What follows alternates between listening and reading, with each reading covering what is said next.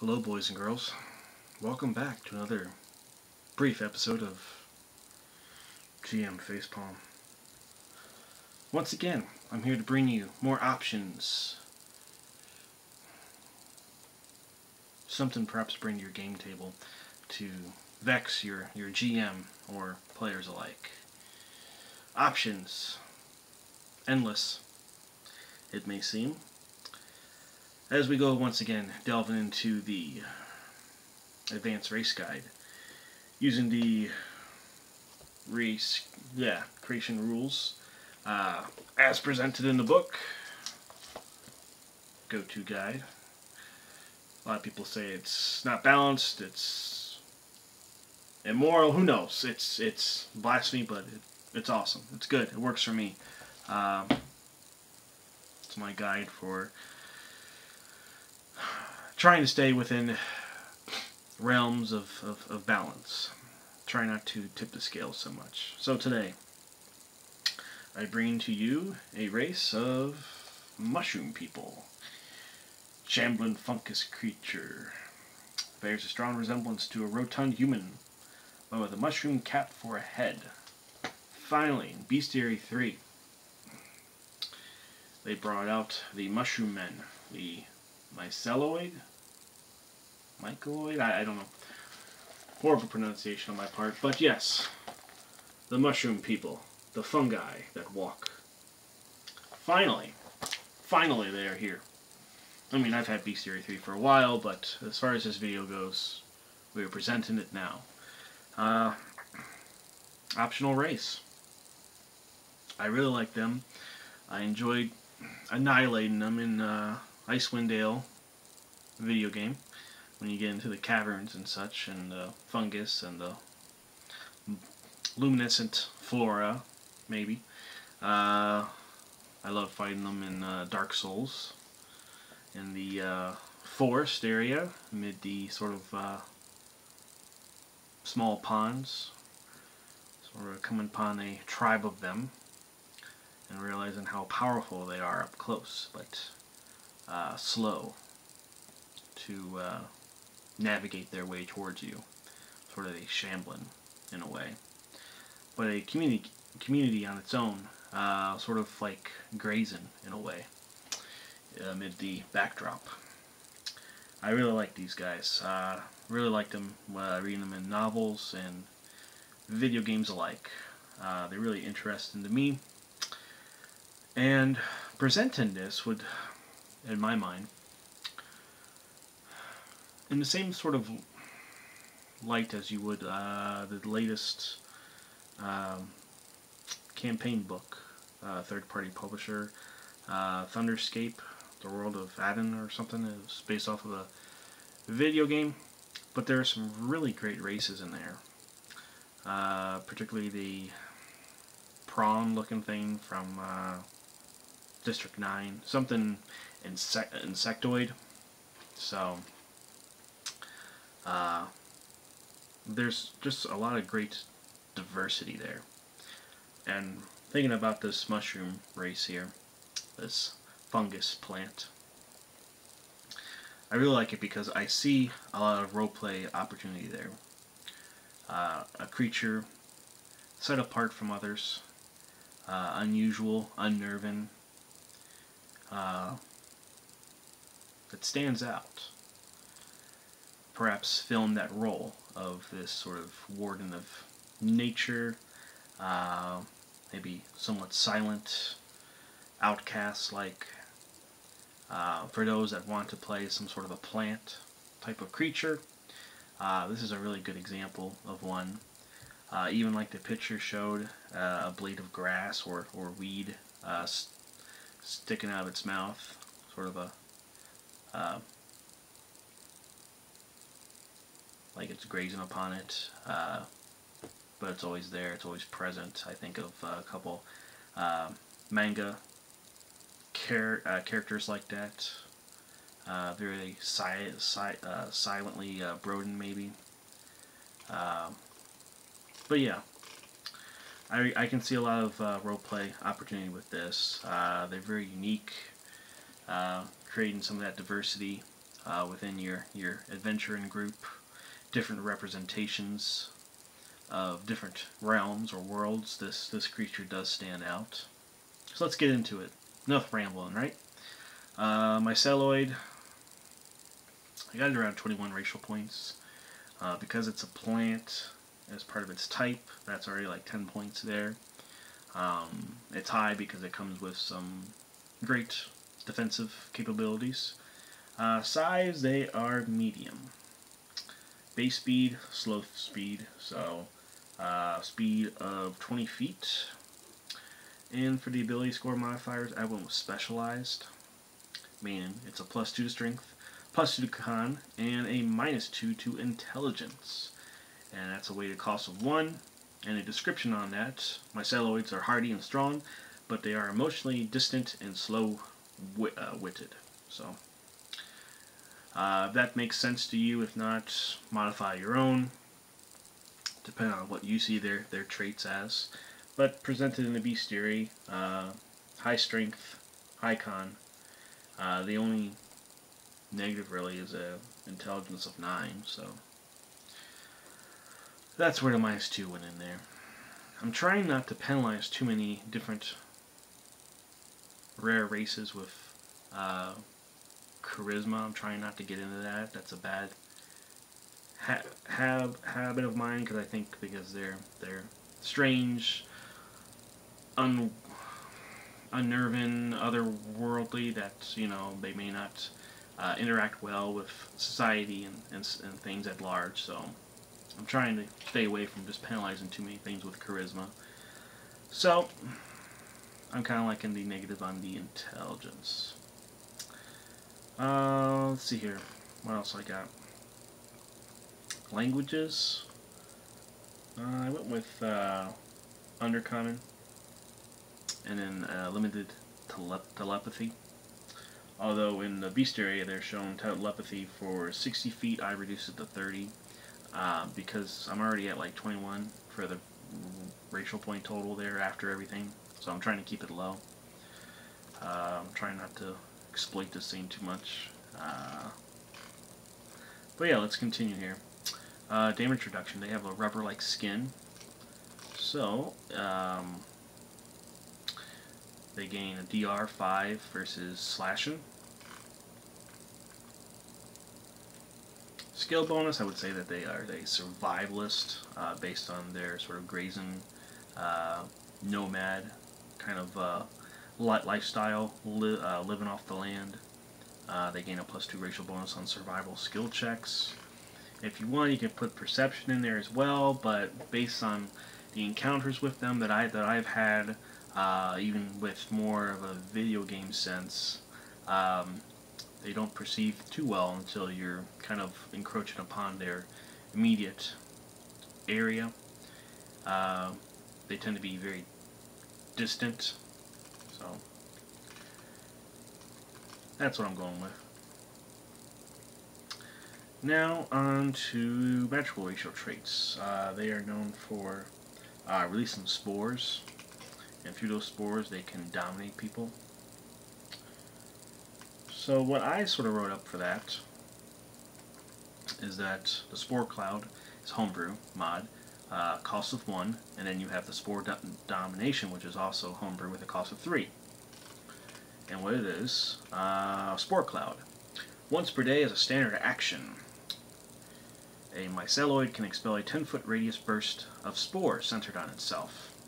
The cloud persists for 1d3 rounds. Any creature caught in this cloud or that moves through it is exposed to the toxin. A creature needs save only once against this spore cloud, however, before becoming permanently immune to that particular spore cloud's effects. The spore cloud does not hamper vision, and it is a mushroom toxin. I didn't go with purple pox. I just went with a mushroom toxin just to kind of make it a neutral-based type rather than having them be exactly purple pox, since the society, the ecology on that, they tend to be quite brutal. So I'm trying to make this more of a neutral type of race. So, The Spore Cloud does not hamper vision, and the Mushroom Toxin, Fortitude save DC 10 plus 1/2 character level plus Constitution modifier. Onset 1 round for 6 rounds. Effect 1 con damage. Cure 1 save. So that's what I got for that. Now, during this time when they're in the Spore Cloud, they can be dominated by these spores as they inhale the toxin. So the spell-like ability functions as Charm Monster, the Spore Domination, but functions only against creatures currently infected with the Mushroom Toxin. The caster level of this spell is equal to the character's level, so if they are currently under the effects of the Spore Cloud, you can charm them. And as a result of that, here comes Spore Speech, which I consider it to be limited to Telepathy, which is a cost of 3 Homebrew mod. So this is where I would call it Spore Speech, and here's a description on that. A myceloid is able to mentally communicate within 30 feet with other myceloids, or those currently under the effect of its Spore Cloud. Otherwise, this ability is identical to the Telepathy ability. So there we go. So others of its kind, or those that are controlled, mentally dominated by this Spore Cloud, they can communicate through them, as the spores are ingested. That mental communication, the connection is made. Let's see what else I got here. Darkvision,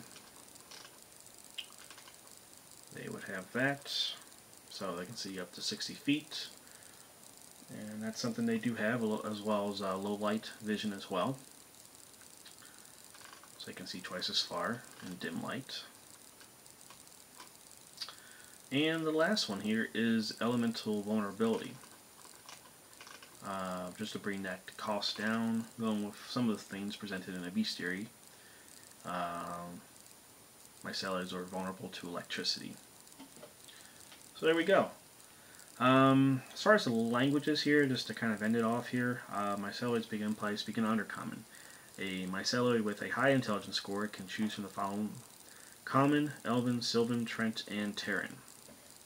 So there we go. That's all I got for this. I didn't really want to add on the resistances such as the cold and fire and sonic. I'm trying to keep this cost down, especially if you were to try to submit this for a GM's approval. Now, as far as alternate racial traits, I did come up with a few that I liked. Myceloids.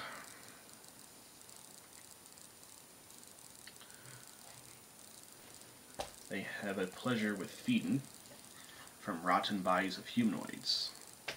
They even claim to be able to taste things like innocence and despair and hope in the ripeness of rancid meat. We don't know if this is true or just a twisted sense of the humor. Very unclear. So going off of that, I would think carrion sense as a alternate racial trait would work. So, myceloids have a natural ability to sniff out decaying organic matter. This functions like descent ability, but only for corpses and badly wounded creatures with 25% or fewer hit points. This ability replaces Survivalist. Whether you want that to replace that ability or not, otherwise you can throw that in somewhere else. But that is a cost of 1. If you want, you can have that replace maybe claws. So they did put that in there that they have 2 natural claw attacks, dealing 1d4 damage. So if you want to keep Survivalist in there, just replace with that. The other alternate racial trait here, I went with Bioluminescence. It's a weight cost of 2, it's a homebrew mod. And at will, a myceloid can cause his body to glow, giving off light as a torch. Shed normal light in a 20-foot radius. As a result of this, their spore cloud also gives off a fluorescent ambience, emitting a soft glow. this ability replaces Darkvision. So maybe you have a couple different types. If you don't want this to be a purple type of mushroom cap, maybe you want it to be more of a red cap or a blue cap or something like that. Maybe they're not as heavily entrenched within the Darklands. So maybe this Bioluminescence would work for you, given the backdrop, the luminescent fungus lynching along the cave walls, sort of that soft glow. This would be a nice sort of effect, maybe as a way to defend itself against intruders, those that hate light. Could be a great ability for dungeon delving and such, if this was a creature within your group. But yeah, I hope you like that. Nice song you do. I like this race. I've always appreciated them. And I think they're really cool. I even envisioned they have this wedge head look to them. I've even imagined them as a sort of a rogue group of samurai. Maybe something in distant Tianzia. Say a group of Ronin who, of course, lost their honor. Masterless samurai. And they went to escape. They went to forget themselves. To lose themselves. To fade into obscurity. And perhaps they came upon a group of myceloids, and in their crushing despair, their false hope, their guilt, that crushed them, and the myceloids really liked the flavor of that rancid meat that was left over from the battle. The fallen samurai, and through its procreation, maybe it harvested some of memories. Maybe they tasted the memories of the Ronin. Maybe they had one as a slave, since it is said that they do keep some people as hosts to form new myceloids. Perhaps they can use them as a banquet meal or as slaves. So maybe they kept one or a couple, and maybe through like the years that followed, lost years to anyone else. This distant group, far from society, far from any passerbys. Maybe the Ronin in time taught disciplines of the samurai way to these elusive keepers. So that's one little thought I had on that. Just that wedge head look. It looks like a samurai helmet, even if it was in some sort of silhouette backdrop, maybe. I see that blade of grass, you know, sticking out of their mouth with the head down, that bowl-shaped head. So I thought of that and thought that was kind of unique, and sort of a little twist of a story there would be cool. So yeah, feel free to take any of the stuff that you want, modify it however you will. This is just sort of a rambling on my part here. But lately I've been enjoying a lot of questions from viewers. Those that had questions about races and types and requests. So I'm glad I've been able to help some people out with that. I'm just saying novice, just a step up from a amateur when it comes to this. I'm not any sort of professional. I'm just kind of winging it here. Testing the waters, trying different things out. Yeah, so I think I've run quite a long banter there. So feel free to hit me up if you have any other requests, questions, whatever. Even if it's something vague and something very light. Even like I got today, as far as if I could name a race for somebody that just wanted a name. So, any help, I am willing to help. And learn anything I can from your game or any homebrews that you have. Feel free to share them. Thanks.